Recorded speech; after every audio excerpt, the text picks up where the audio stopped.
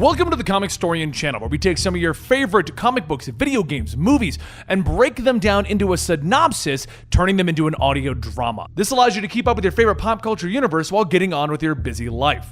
Today we're going to be continuing the story of Tom King's Batman. Now, to give you a quick rundown of everything that has happened up to this point, because it is 75 issues, we're going to do a super quick recap. So to catch you up real quick on what's going on with Batman, he's been fighting against Bane, and Bane's ultimate plan has been to give Batman happiness and then take it away from him. This led to Batman discovering happiness by almost marrying Catwoman, but using the Joker, Bane convinced her to not marry Batman, so his happiness was taken away.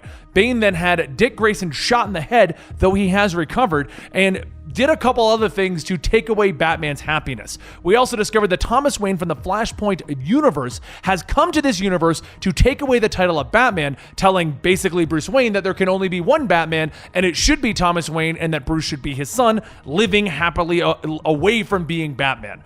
In the end, Bane has seemingly won, as the last battle was Thomas Wayne versus Bruce Wayne, and well, that's going to lead us to today's episode, City of Bane, Death of a Bat Family Member. Hey everyone, I just want to let you know that today's video is sponsored by Raid Shadow Legends. But as you know, me and Dan play app games on a frequent basis, and we are playing this one. So let me tell you a little bit about it and about our clan. Today's episode is sponsored by Raid Shadow Legends. Raid Shadow Legends is available on iOS and Android right now, and it's totally free. With Raid Shadow Legends, you get 3D battles, PvP battles, giant boss fights, and hundreds of champions to collect. With 6 months of new content planned, you'll get new factions, tag team arenas, new clan bosses, and more. Raid Shadow Legends has been downloaded by almost 10 million players and has almost a perfect score on the Play Store with over 200,000 reviews. Personally, my favorite thing about the game is the hundreds of champions available to train, gear up, and level to take on the competition. My personal favorite champion is the Arbiter, because of her awesome Valkyrie-style look, but honestly, every character in this game is super cool and unique. You can find me in the game under the name Comicstorian, and if you're quick enough, you can also join the Comicstorian Army clan. So what are you waiting for? Go to the video description down below and click on the special links, and you can get an extra 50,000 silver and a free epic champion as a part of the new player program to start your journey off strong. Good luck, and I'll see you out there. As the rain beats down in the city of Gotham, a cop car speeds through the streets as dispatch tells them that they have a 3773 at 2020 Spring, apartment number 2. One of the officers responds to the dispatch stating that they are 6 minutes out. Let the commission know. The first officer asks the other if they got all that, and the Joker responds with, 2020 Spring, apartment 2, got it! Later, as the Joker and Riddler arrive on the scene, they look at the two bodies of Dr. Double X. Riddler says that they were both shot in the head. Twice. Can't really help himself, huh? Joker looks in disgust, telling him, he never could. My guess is that if you looked hard enough, you'd find the damn coin. A few moments later, Riddler calls back to the commissioner, telling him that it's confirmed, but they have no clue what he is doing. The commissioner tells him that he appreciates the updates. They know what to do. Canvass and witness interviews ASAP, and if they kill anyone, he'll want their papers in the morning. Riddler asks, are you gonna light it up? And the commissioner says, yeah. He doesn't really have any other choice. The commissioner heads outside, turning on the bat signal. And just as always, Batman comes. Except, it's not Bruce Wayne. It's Thomas Wayne. Thomas goes back to the Batcave to go over the case, stating that the double had enough super strength to go up against Superman. Harvey couldn't have done this alone. He would have needed someone. The ventriloquist holds up a pot of coffee, asking, would you like some? And Thomas ignores his butler as he gets ready and leaves. Once Thomas is gone, the ventriloquist sits down and he begins to hear a voice. And the voice tells him, you're just one of Batman's little servants. How adorable you are. Where's my cape? Where's my coffee? Where are my slippers? Such a pitiful waste of good skin and bones. If they has you, they have the world. Later in an abandoned warehouse, Harvey says as long as the numbers are right, and they are, everything will be good. There's 2 of him, and there are 2 of them. Amygdala says that sometimes that man worries him. And then Grundy shouts, Solomon Grundy, born on Monday. Just then the Batmobile crashes through a wall and Two-Face begins to yell, no, no, no! Inside the car, Thomas asks, ETA? And a woman tells him, 7 seconds. Thomas springs out of the car telling the woman that she has 3. And as Solomon Grundy breaks the Batmobile in half, Thomas starts counting down. 3, And when he says 1, Gotham Girl shoots through the wall, punching Solomon out. Gotham Girl looks back, seeing Amygdala coming at her, and she says that she's got a lot of drama in her life recently, and this isn't drama. She then picks up Amygdala, throwing him into the ground, and as he gets back up, he asks, "Is that all you got?" He charges at her, and she dodges, telling him, "Well, I do have laser beam eyes. That's something else." Two-Face points a gun at the Harvey side of his head, shouting, "That's enough! If either of you move, Harvey gets it. I know you got orders, and I know you need me alive. This isn't your city, it's my city." Thomas pulls out a batarang, telling him, "The Joker told me a story once. The Joker held a gun to his own head, and he threatened to pull the trigger. And with that threat, he got the false Batman to do whatever he wanted. But that was the false Batman. He was a child. I am not." And with that, he throws a batarang into Harvey's eye. Later, as Two-Face's body is thrown on the ground, the commissioner looks at him, telling him he's dead. Thomas tells him, "No, I just severed some nerves, separated the sides of his brain. One side is damaged, the other is not. He wanted Two-Face alive, so here's Two-Face alive." Thomas then returns to the Batcave, and the ventriloquist asks, "Didn't you leave in a car earlier?" Thomas begins to change, not answering the question. And then he asks, "What's for dinner?" The ventriloquist tells him that it's all laid out.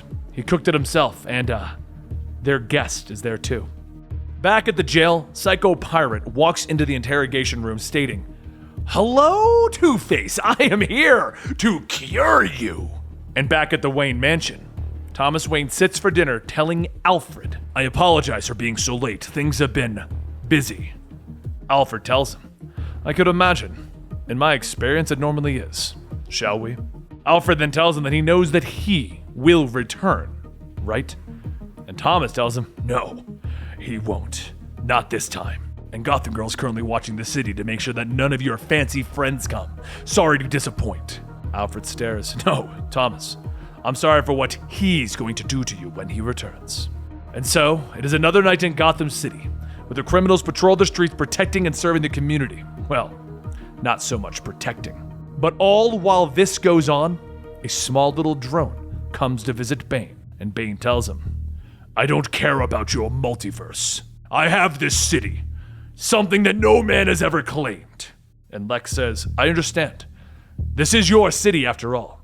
All can be doubted. All but Bane." But up above Gotham, Captain Atom tells Gotham Girl, "I have orders from the president that all superheroes are forbidden from entering Gotham. A lot of folks are listening, probably because they've never gotten an order before. However, I myself have gotten plenty, and I can tell a good one from a bad one." Gotham Girl tells him, "That's cool. Now get out." Captain Atom laughs, asking, "Do you know who I am?" She cracks him across the face, stating, "Not really, and honestly, I really don't care." But over at Arkham, the Tweedle brothers begin to make their escape with Scarecrow and Kite Man. Suddenly, one of the brothers is shot, and Kite Man yells, "We don't have time for this! We gotta move!" Thomas lowers his smoking gun, telling them, "Stay where you are. You're not going anywhere." Kite Man tells everyone to run, and the three jump out of the window. As Kite Man glides, holding Scarecrow and the other Tweedle, he says, "You're too much weight! We're not gonna get far like this!" Scarecrow holds at his arm, stating, "Basophobia, the fear of falling." A gas is sprayed into the remaining brother, and he screams. Kite Man then releases him, stating, "Oh, good grief." But back with Gotham Girl, she holds Captain Atom's body up in the air, stating, "I took care of our problem here. Should we give him the old pirate treatment?" And Thomas laughs. "No, that's not the deal. We negotiated. Just like last time, the villains go down, the heroes go out." Gotham Girl uses her strength and throws Captain Atom's lifeless body out of the city, stating, "And he's gone." Later, as Scarecrow looks around a room full of kites, he asks, "Is this safe?" And Kite Man tells him, "This is Kite Quarters. I built it myself. Of course it's not safe."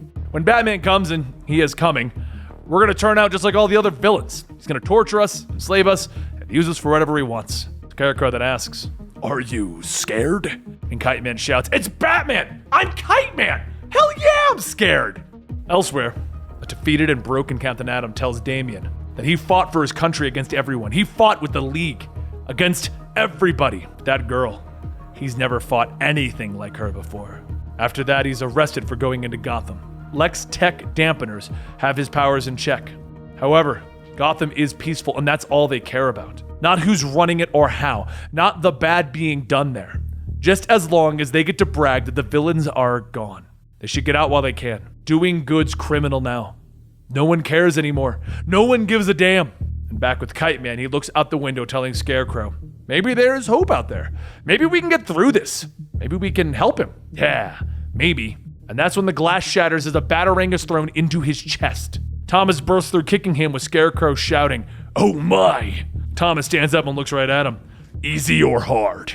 And Scarecrow tells him, "Very well. Hard. Please."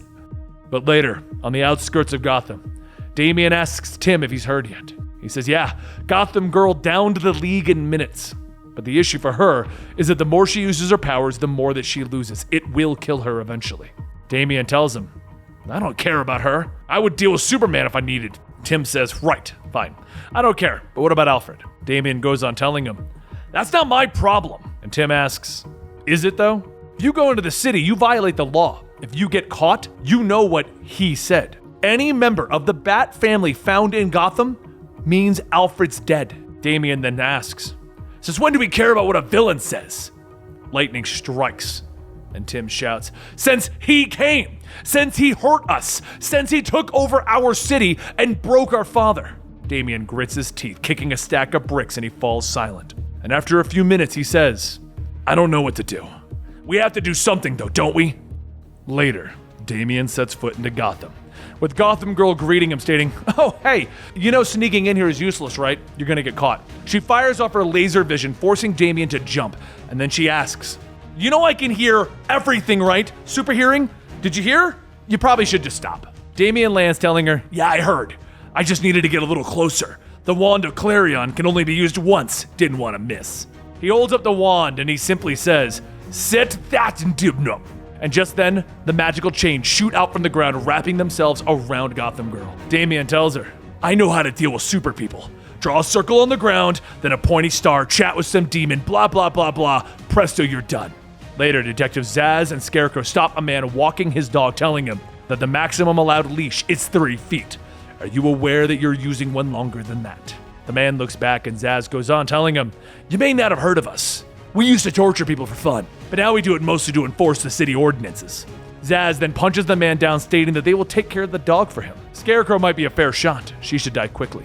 But before Scarecrow can pull the trigger, Damian drops down on top of him, with Zsasz pointing his gun, stating, oh, this is going to be fun. He fires off a few shots, stating that they should put a slash under his right eye, so that every time he looks in the mirror, he can remember. And Damian dodges the bullets, kicking Zsasz in the face, stating, you really should just shut up. A short while later, as Thomas looks over the city, he says, let's not make the same mistake. I'm not some silly villain or a bumbling police officer. I'm not a pretender to the throne, destined to fail. I'm Batman. Damian walks up. No, you're not. I know exactly who I'm dealing with. This is the man who let his wife become the Joker in his timeline. This is the man who let his whole universe collapse because of a button. This is the one who gave up Gotham to Bane. Thomas kneels down. Please. But before he can finish, Damian punches him, shouting, you are just pathetic! Thomas wipes the blood from his mouth, telling him, you must be my grandson, Damian. As the two begin to fight, Thomas asks, you've heard the cost of Bat family members coming into Gotham, right? The warning that you ignored? The promise that he made? Damian tells him, no, I heard. I just chose not to listen. Damian punches into Thomas, but Thomas responds back, hitting Damian. Damian falls to the ground. Thomas asks, you understand what's about to happen right now, right?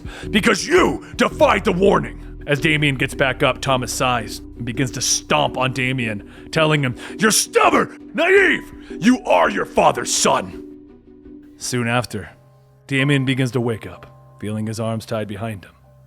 He can hear a voice stating, please, no, and then another stating that he must understand his position in here. This was not my choice to make.